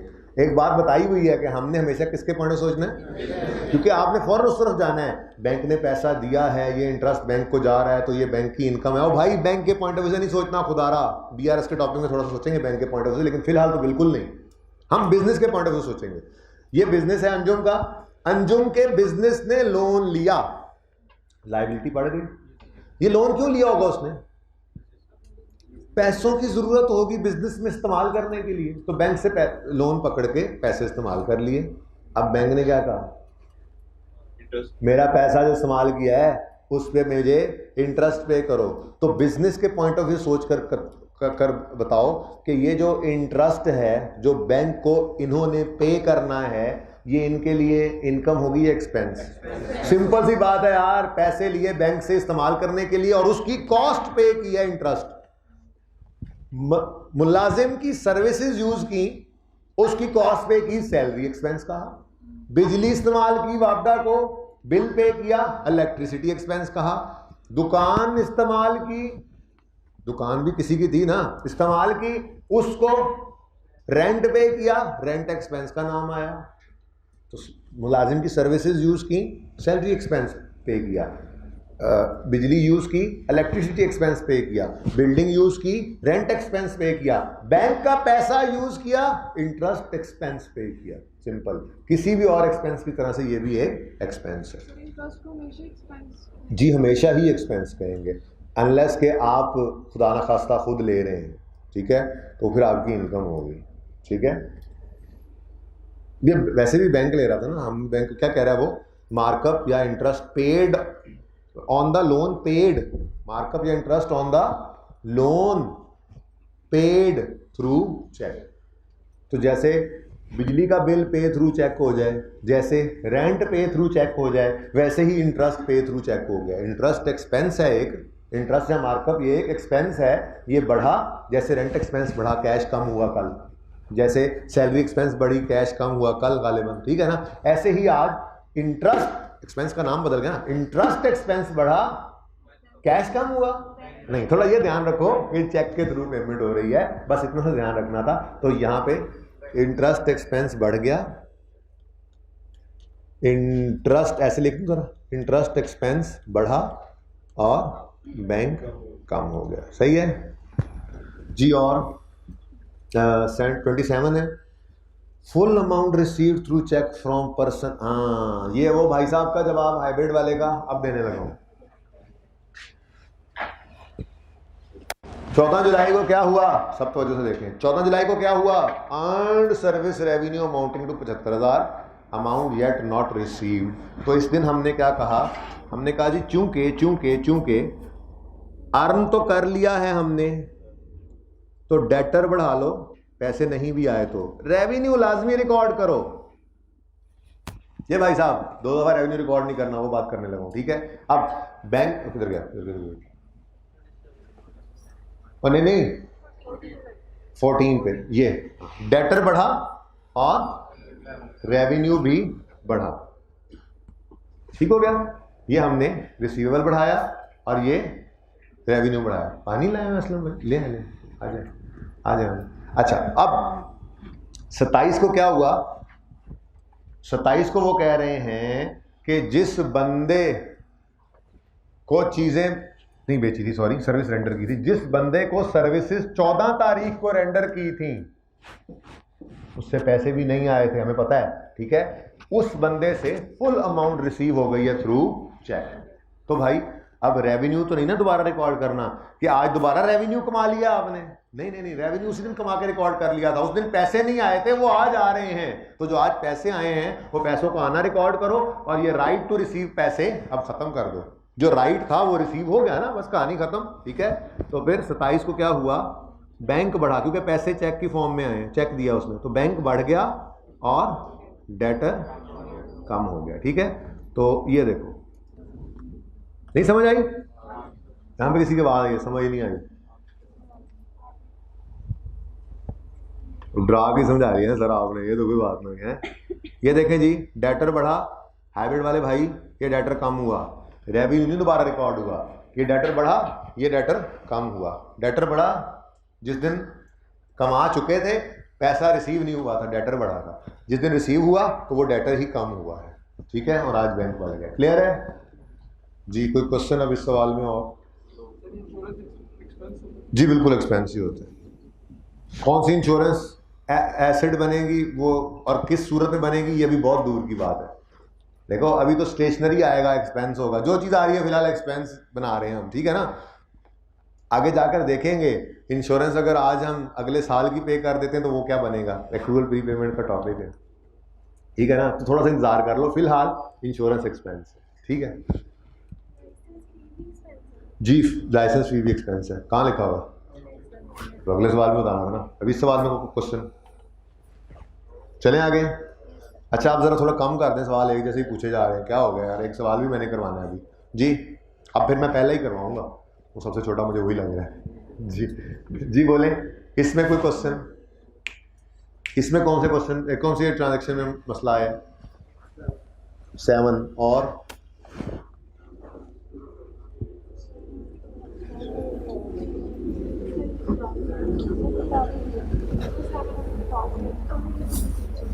जी मैं फिर भी बताऊंगा।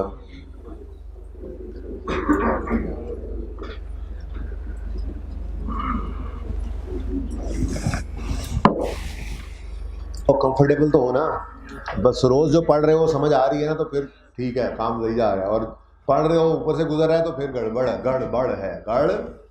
है।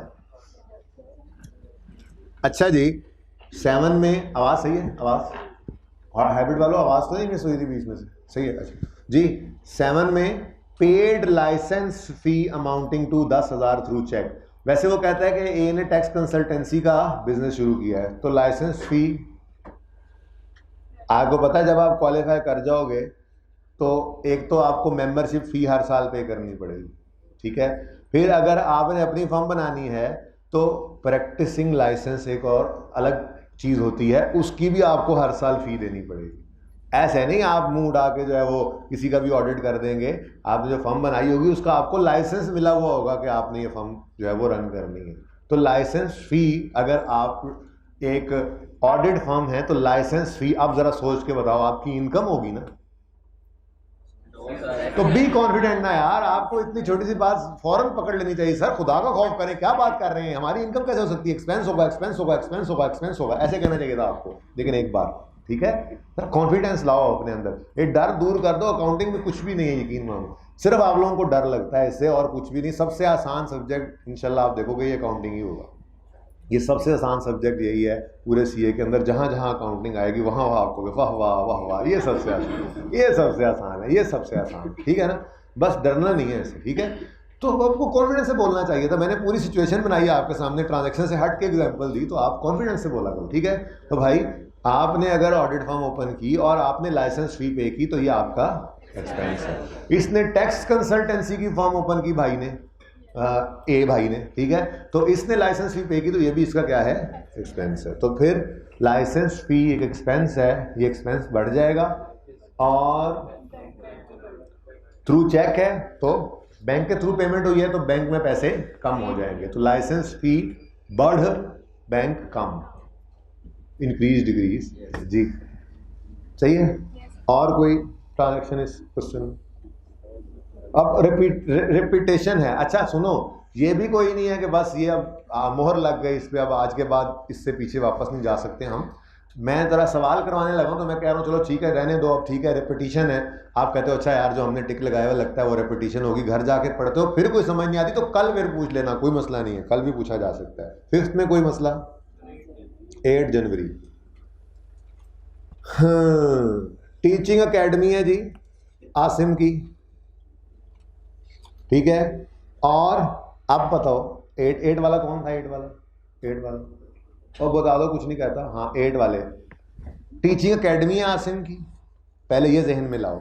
और अब 8 को पढ़ो, फी रिसीव्ड इन बैंक।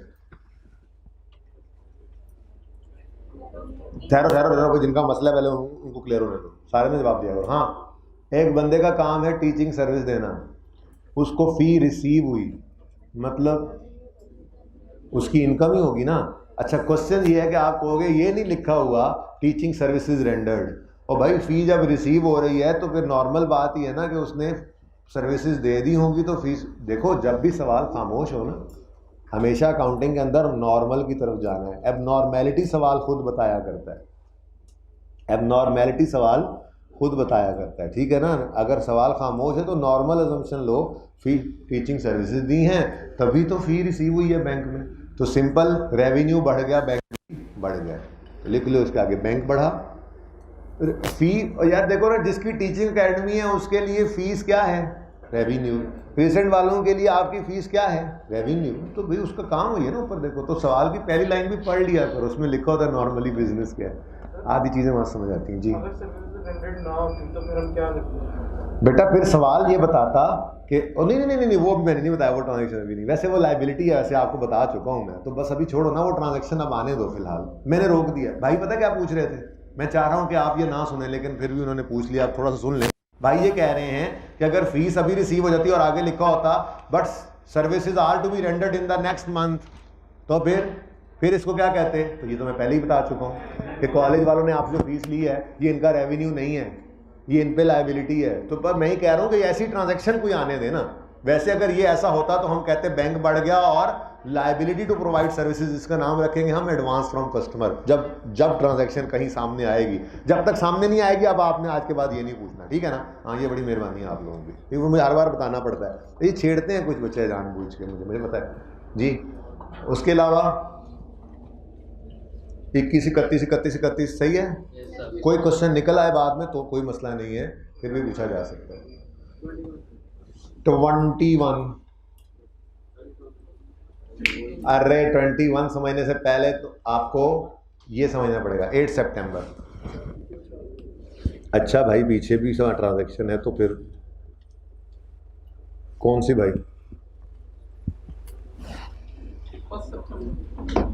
यहाँ 1 सितंबर है ही कोई नहीं।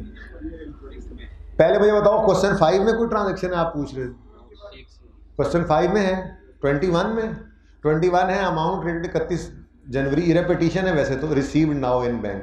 तो जनवरी 13 पे आए तो वो कह रहे हैं फी अर्न हो गई है बट रिसीव नहीं हुई। ये ट्रांजैक्शन ऊपर हो गई है, घर जाके पढ़ोगे तो बिल्कुल सेम, ये 2 दफ़ा समझा चुका हूँ जी। 8 सितंबर वाली ट्रांजैक्शन भी ऊपर। असल में ये कोई मसला, ये कोई एरर नहीं है, आप परेशान ना हो करें ऐसा सवाल करके। ये क्या बात हुई हमसे सवाल, हम मतलब हमने सवाल से ही नहीं पूछा, ऐसी बात नहीं होती। ये सिमिलर ट्रांजैक्शंस हर सवाल में थी। आपने जब सवाल किया तब आपको इनमें मसला आया। 3 सवालों में ट्रांजैक्शन आई, तीनों में ये मसला आया, आपने निशान लगा लिया। अब क्लास में आपने दोबारा सवाल तो नहीं पढ़ा ना, आपने तो प्रॉब्लम पढ़ी। यहाँ पे मैंने निशान लगाया, सर से पूछना है ये, आपने पूछा, मैंने बता दिया एक सवाल में। अब दूसरे में भी घर पे तो निशान लग गया था, अब दूसरे सवाल में जाके बच्चे सवाल पूछ देते हैं, तो रिपीटिशन को कोई मसला नहीं है, आप पूछ लिया करें जी ये ट्रांजैक्शन भी हो गई है, जिनका सवाल है घर पे पढ़ेंगे तो हो जाएगी, ना हो तो कल पूछें। 6 का 1, सुभान अल्लाह, अच्छी ट्रांजैक्शन है, पूछनी चाहिए थी आप लोगों को। स्टार्टेड बिजनेस विद 1 लाख, घर से 1 लाख लेकर निकला बिजनेस शुरू करने के लिए मिस्टर अली। आधी अमाउंट रास्ते में बिजनेस बैंक अकाउंट, अच्छा सवाल है, ये लिख दिया उसने, उसको तौर पर लिखना चाहिए, ठीक है ना। तो अब तो वो मसला भी हल हो गया। किसका अकाउंट? बिजनेस का अकाउंट। रास्ते में आधे पैसे बैंक में जमा करवाए और आधे लाकर टिल कहते हैं गल्ले को, दराज को, वो जो आप दुकान पे जाए ना तो गड़म करके जो जोर से बंद होता है गल्ला, उसको टिल कहते हैं, दराज, गल्ला, ठीक है। तो 1 लाख से बिजनेस स्टार्ट किया, 50,000 बैंक में रखा, 50,000 कैश की दराज में रखा। अब आप कहोगे वाह ये क्या बात हुई, ये डुअलिटी कॉन्सेप्ट की बातें करते थे, ये तो ट्रियलिटी कॉन्सेप्ट आ गए। नहीं भाई, ऐसा कुछ नहीं है, ऐसा कुछ नहीं है, ठीक है। आप थोड़ा सा गौर कीजिए, वो बताता हूँ। आप इधर देखिए, बैंक बढ़ा कितने से? 50,000 से, मैं 50 लिख रहा हूँ सिर्फ। कैश बढ़ा 50 से, ये दोनों एसेट साइड पे हैं, यानी इन टोटल मैं कह सकता हूं एसेट्स। भाई कौन बाहर जा रहा है हैबिट की क्लास से? बैठ जाओ आराम से। ये है मेरा, सॉरी यार जी। अब्दुलरहमान, तुम चौकीदार दरवाजे के आगे बैठे हो, इधर सामने बैठा करो जरा, दूसरी तीसरी रो में कल से जी। भाई ये बैंक और कैश दोनों एसेट हैं, यानी एसेट साइड पे 1 लाख ही बढ़ा ना, 50 जमा 50 100, यानी 1 लाख। मैंने 3 सिफर नहीं लिखे, ओके, फिगर पे ना जाओ, ट्रांजैक्शन समझ आ रही है। अब कैपिटल कितने से बढ़ा? ये सारे का सारा ही पेएबल टुवर्ड्स ओनर है। जो बैंक में वो रख के आया वो भी उसी का है, जो कैश में रखा है वो भी उसी का है। तो कैपिटल इन टोटल बिजनेस में 100 से बढ़ा, 50 बैंक में पड़ा है, 50 कैश में पड़ा है। तो डुअलिटी कॉन्सेप्ट अभी भी जिंदा है। हाँ, बस जरा टूट गया एसेट साइड पे इम्पैक्ट, 2 मिलाकर 1 लाख ही बन रहा है। घर से लाया 1 लाख तो कैपिटल है, बैंक में पड़ा 50 कैश में पड़ा। समझ आई? ये इंपॉर्टेंट अच्छी ट्रांजैक्शन थी। और कोई इसमें हैं? 8 और 21 घर पे करना, और कोई? 8 और 21 मैंने कहा घर पे करना, पहले पूछ लिया 8, मैंने कहा 8 और 21 घर पे करना, 21 कह रहा हूं 8 और 21 घर पे पढ़ना, ना हो तो कल पूछ लेना जी। चलें, अब मैं आपको वो तरीका है वारदात बता दूं जिससे आज आपने इस हैंडआउट को ख़त्म कर देना है, किल कर देना है। कल आपको नया नकोर हैंडआउट विद ढेर सारे नए नकोर सवाल मिलेगा, ठीक है। इसके लिए अब काम इतना मुश्किल नहीं है, जो लीगल 6-7 मिनट और इलीगल 2-4 मिनट होंगे, उसके अंदर मैं पहली 2-3 ट्रांजैक्शंस आपको इस सवाल की करवाने की कोशिश करता हूँ। मैंने आप लोगों के साथ एक बात की थी कि कल अकाउंटिंग क्वेश्चन की बात हो गई थी ना, यहाँ कहीं लिखी हुई होनी चाहिए थी, कोई नहीं लिखी हुई, मैंने अलग वाले नोट में लिखी थी, मुझे लगता है अलग वाले में भी नहीं लिखी होगी। हाँ मिल गई सुभान अल्लाह, लेकिन सॉरी इसमें ना कुछ चीज़ें मिट गई हैं। चलें,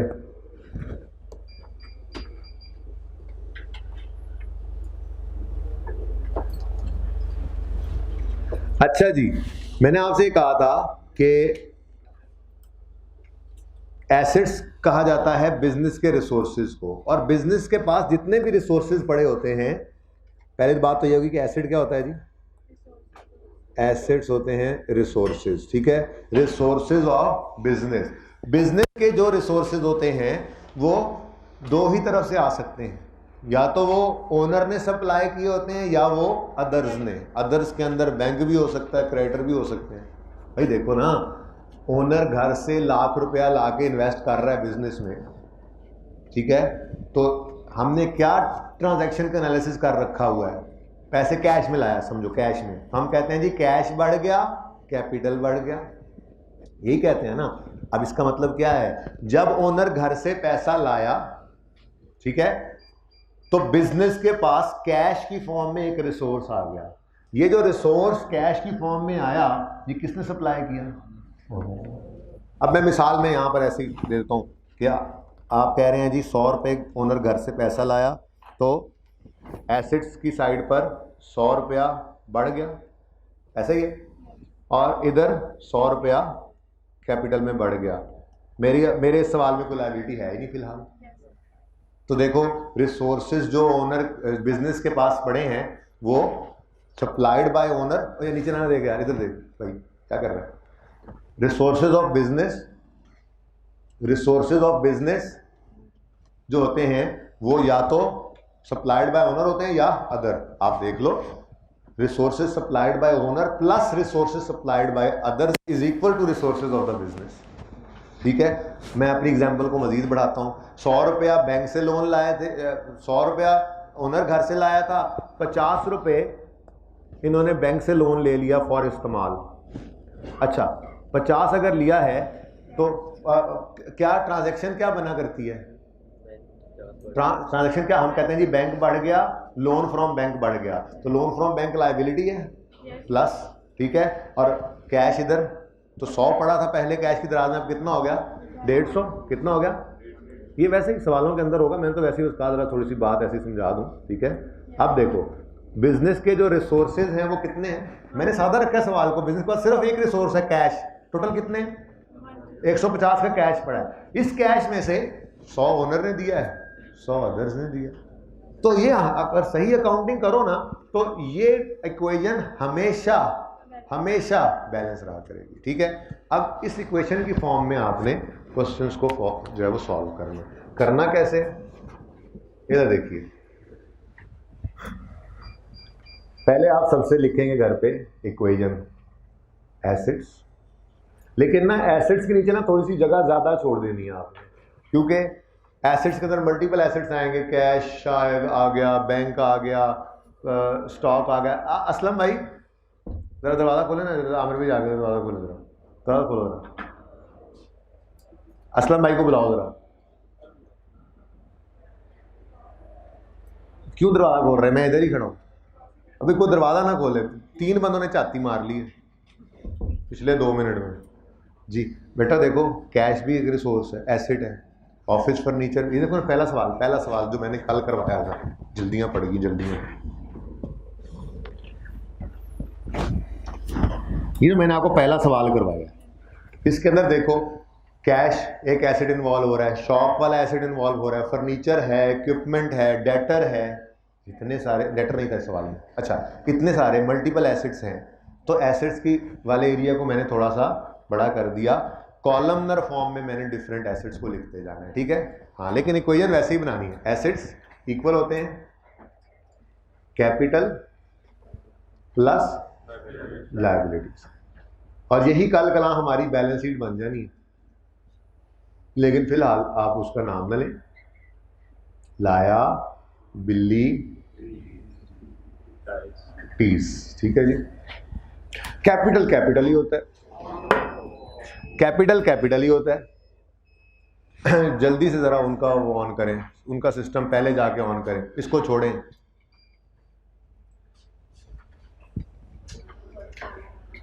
अच्छा जी, हाइब्रिड वालों को आवाज़ तो आ ही रही होगी, तो आप लोगों के सामने हैंड आउट पड़ा हुआ है, ठीक है। अब मैंने आपके सामने लिखा कि आपने अकाउंटिंग इक्वेशन को इस तरह से सफ़े की टॉप पे लिख लेना है, assets equal to capital plus liabilities.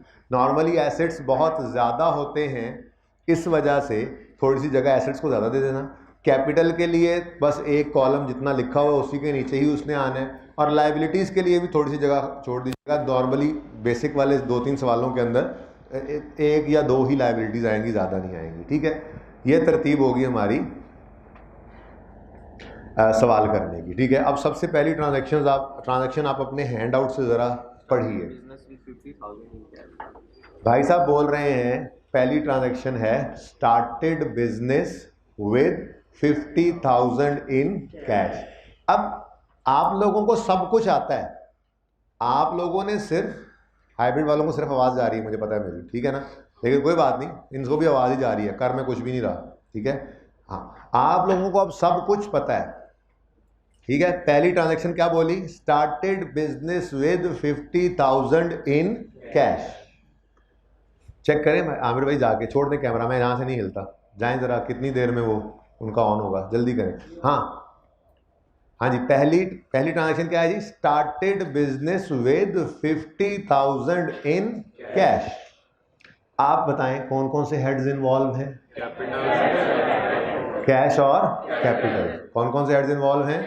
Cash और कैपिटल। कैश क्या है? कैश क्या है? एसेट साइड पर जाओगे, एसेट्स के नीचे कैश लिखोगे, प्लस के साथ 50,000 लिख दोगे। करो आप लोग करो, मैंने अभी कुछ नहीं लिखना, हाइब्रिड वालों को मेरी तस्वीर नहीं जा रही, इसलिए आप लोग करो ज़बानी सुन के बस जो मैंने बोला। लेकिन एक मिनट रुको, एट द सेम टाइम दूसरा इम्पैक्ट कौन सा पड़ा था जी? कैपिटल बढ़ा था, और कैपिटल तो कैपिटल ही है, कैपिटल का अपना खाना मौजूद है, ठीक है। तो आपने कैपिटल के नीचे प्लस के साथ कैपिटल भी लिख देना, ठीक है। तो कीजिए बिल्कुल, मैं पहला लफ्ज़ तभी लिखूंगा जब हाइब्रिड वालों का प्रोजेक्टर ऑन हो जाएगा। पता नहीं पासवर्ड कब लगेगा भाई से।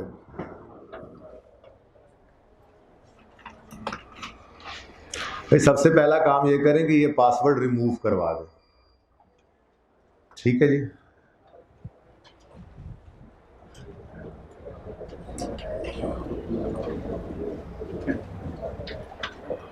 बच्चों, हाइब्रिड वाले बच्चों, आपको आ रही है तस्वीर सामने? नहीं आ रही भाई, पासवर्ड ही नहीं लगा आपका।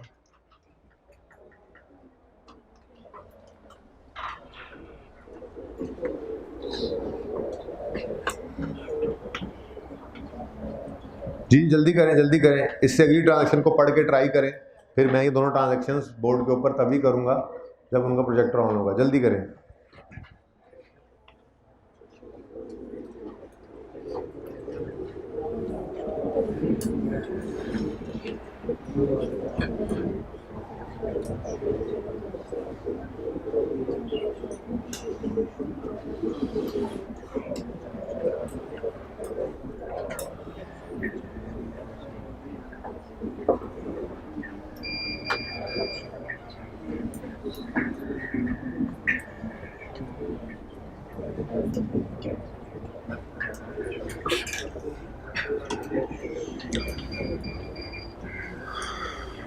आमिर भाई पॉज कीजिए ज़रा।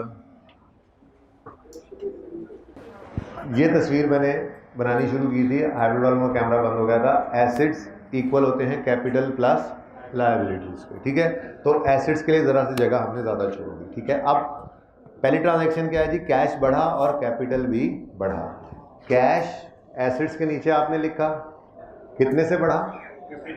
50,000 से, और कैपिटल भी 50,000। ठीक हो गया, डन। चल अच्छा, अब बाकी सारी ट्रांजैक्शंस आप ऐसे ही आसानी से कर लेंगे। जैसे मिसाल के तौर पे ऑफिस फर्नीचर, नेक्स्ट ट्रांजैक्शन चलो पढ़ लेते हैं। शॉप खरीदी 10,000 ऑन कैश। क्या हुआ? शॉप बढ़ी, कैश कम हुआ। शॉप क्या है? एसेट। तो एसेट के नीचे लिखो शॉप। कितने की शॉप खरीदी है? तो 10,000 से शॉप बढ़ी, कम क्या हुआ?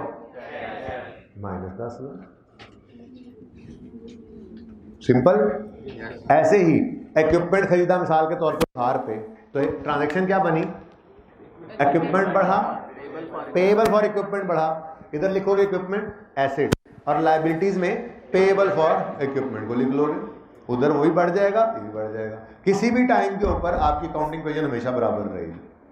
ठीक है। अब एक आखिरी लाइन लिखो, ठीक है, और उस लाइन को लिखने के बाद उसको फिलहाल अप्लाई कर लेना आज, कल इंशाल्लाह उसको समझा भी दूंगा। ठीक है। क्योंकि देखो इधर देखो, पहले मसला समझो, पहले मसला समझो। ये 2 ट्रांजैक्शंस देखो, ये 2 ट्रांजैक्शंस देखो, rendered services and received membership. इस ट्रांजैक्शन में क्या हुआ था? रेवेन्यू बढ़ा था और कैश भी बढ़ा था। ठीक है। अब कैश क्या है? एसेट। और रेवेन्यू क्या है? मसला क्या है? एसेट की जगह तो हमारी अकाउंटिंग इक्वेशन में है, इनकम की तो कोई जगह ही नहीं है। Problem 1 identified. एसेट की जगह है, लायबिलिटी की जगह है, कैपिटल की जगह है, इनकम की कोई जगह हमारी अकाउंटिंग इक्वेशन में नहीं है। कोई हल तो निकालेंगे, लेकिन पहले मसला तो आइडेंटिफाई हो। ठीक है। ये अभी एक लाइन लिखवा दूंगा, इसको अप्लाई कर लेना सारे सवालों में, कल समझा भी दूंगा। ठीक है। नेक्स्ट एक और ट्रांजैक्शन देखो, ये paid electricity expense of gym 3000 in cash. Electricity expense बढ़ा, कैश कम। ट्रांजैक्शंस तो पता है ना। अब हम इधर आए अपनी अकाउंटिंग इक्वेशन में, हम ढूंढ रहे हैं, हमें एक्सपेंस भी नहीं मिला। बात समझे? हाँ, यानी कि अकाउंटिंग इक्वेशन में इनकम और एक्सपेंस का अपना कोई कॉलम नहीं है, क्योंकि इनकम ना तो एसेट है, ना लायबिलिटी है, ना ही कैपिटल। एक्सपेंस ना एसेट है, ना लायबिलिटी है, ना एक्सपेंस हो, तो सॉरी ना जो है वो कैपिटल। तो इनकम एक्सपेंस तो अपना अलग हेड है ना, उनकी यहाँ जगह नहीं है। अब इसका हल क्या करें? इसका हल सादा जुमले के अंदर अभी लिखवाता हूँ, समझा कल दूंगा। इनकम बढ़े तो कैपिटल को बढ़ा लेना। ठीक है। अब सुनो, इसकी वजह सिर्फ इसकी थोड़ी सी वजह सुन लो, बाकी तफसील से इंशाल्लाह कल ज़रूर समझाऊंगा, क्योंकि अगर मैं ये बात नहीं समझा के भेजता ना आपको, तो आपसे सवाल पूरे नहीं होने। इसलिए आप घर पे क्या करोगे? बोर हो जाओगे। ठीक है ना। इसलिए मैं एंड पे बात बोल रहा हूँ। जो भी बात क्लास के एंड पे आपको थोड़ी सी कम लगे ना समझाई हुई, तो अगले दिन उस पर ज़्यादा जोर लग रहा होता है, इसलिए परेशान नहीं होना। ओके, घबराना नहीं है आपने। अच्छा, मुझे एक बात बताओ, मैंने बिजनेस शुरू किया, ठीक है, 1 लाख रुपए बिजनेस में डाले और बिजनेस शुरू कर दिया। ये 1 लाख क्या है? कैपिटल। किसका पैसा है? मेरा पैसा है। बिजनेस जब बंद होगा तो ये पैसा किसे मिलेगा? मुझे। 1 लाख रुपए बिजनेस में लगाया और बिजनेस थोड़ा सा चला और बिजनेस से चल के रेवेन्यू कमाया, ठीक है, तो फिर रेवेन्यू भी किसका है? मेरा ही है। जो बिजनेस में पैसा घर से लेकर आए वो भी ओनर का है, और जो बिजनेस ने कमाया वो भी ओनर का। ये अलग बात है कि बिजनेस ने जो कमाया वो रेवेन्यू नहीं होता, असल में बिजनेस ने जो कमाया होता है वो प्रॉफिट होता है। ठीक है ना। रेवेन्यू 130 रुपये का मार्कर, याद करो कल या परसों वाली क्लास है, और इसके अगेंस्ट एक्सपेंस 100 रुपये की इसकी कॉस्ट। तो कमाया कितना था मैंने परसों? 30 रुपये या 20 रुपये। तो ये असल मैंने कमाया है, लेकिन यहाँ पे हम अलग अलग ही रखेंगे दोनों को। हम रेवेन्यू के बढ़ने पे कैपिटल को बढ़ा लिया करेंगे और एक्सपेंस के बढ़ने पे कैपिटल को कम कर लिया करेंगे। अब मैंने जो अपनी एग्जांपल दी उसी हिसाब से सोच दो, कितने का मैंने मार्कर खरीदा था? 100 रुपये का। और कितने का बेचा? 120 का। तो 120 मेरा रेवेन्यू है। बोलो, मैंने मार्कर इसको बेचा, मैंने कहा मेरा रेवेन्यू बढ़ गया। मैंने कहा रेवेन्यू का बढ़ना, कैपिटल का बढ़ना, डन। दूसरी तरफ लेकिन मैंने 100 रुपये का ये खरीदा भी था, ये मेरा एक्सपेंस भी है, तो मैंने कहा एक्सपेंस के बढ़ने पे कैपिटल को क्या कर लो? कम कर लो। तो -100। इसका ज़रा नेट करके देखो तो बात तो वहीं पे ही आ गई ना। मैंने 20 कमाया है, लेकिन इस 20 को डायरेक्ट आपने फिलहाल बिल्कुल भी नहीं लिखना, बिल्कुल भी नहीं लिखना, इनको अलग अलग ही रखना है। ठीक है ना। तो बस एक सादा सा जुमला लिखो, रेवेन्यू के बढ़ने पर कैपिटल को बढ़ाया करेंगे। लिखो, रेवेन्यू के बढ़ने पर, रोमन उर्दू में लिखो, जैसे मर्जी लिखो, अंग्रेजी में लिखो, आपकी मर्जी है, जैसे बस लिखा होना जरूरी है, समझ आया आपको खुद? रेवेन्यू के बढ़ने पर कैपिटल को बढ़ाया करेंगे और एक्सपेंस के बढ़ने पर कैपिटल को कम कर लिया करेंगे। ठीक है?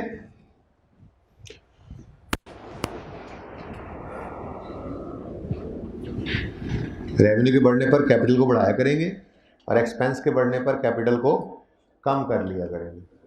अब जरा अप्लाई कर लें ये दोनों बातें। 13 January, rendered services and received 20,000 in cash. Revenue बढ़ा और कैश बढ़ा।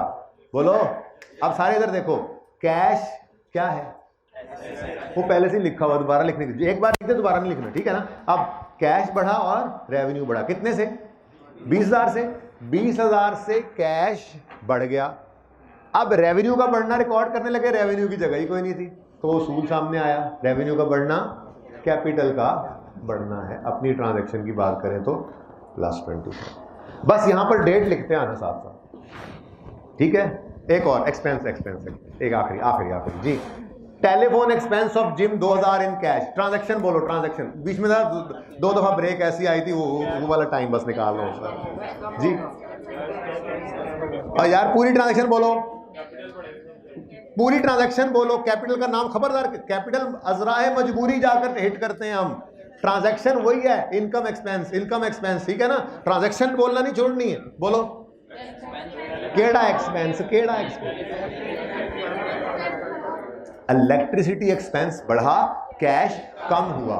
इलेक्ट्रिसिटी एक्सपेंस बढ़ा, कैश कम। एक्सपेंस कहीं नजर नहीं आ रहा था तो उसूल पकड़ा, एक्सपेंस का बढ़ना कैपिटल की कमी। कितने से 3,000 से। ये इलेक्ट्रिसिटी एक्सपेंस का बढ़ना कैपिटल की कमी के तौर पे शो किया मजबूरन। और कैश क्या हुआ है? कम। कैश क्या है? एसेट। एसेट में कैश लिखा हुआ है, कर दो -3,000 हो जाएगा।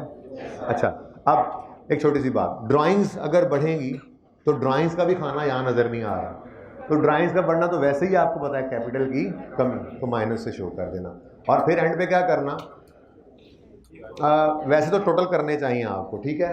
एसेट साइड पे जितनी चीजें आ रही होंगी, ठीक है, एक तो उनके कॉलमनर फॉर्म में टोटल हो जाएंगे और फिर एक ग्रैंड टोटल आ जाएगा, वो आपके होंगे एसेट्स, ठीक है?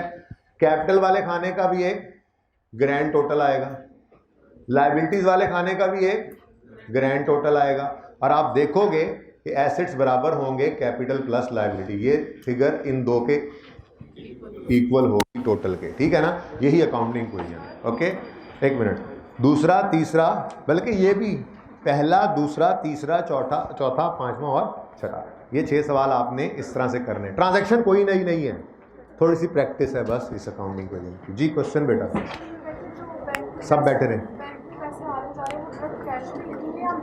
बैंक में जो पैसे आ रहे हैं उसके लिए बैंक का अलग कॉलम होगा। कैश से पैसे निकलेंगे तो माइनस कैश, बैंक में गए तो जमा बैंक, माइनस कैश जमा बैंक, माइनस बैंक जमा कैश, अलग अलग, ठीक है? फीमेल स्टूडेंट्स पहले निकलेंगी, आप लोग बैठे रहेंगे, ठीक है जी? आज के लिए इतना ही, अल्लाह हाफिज़।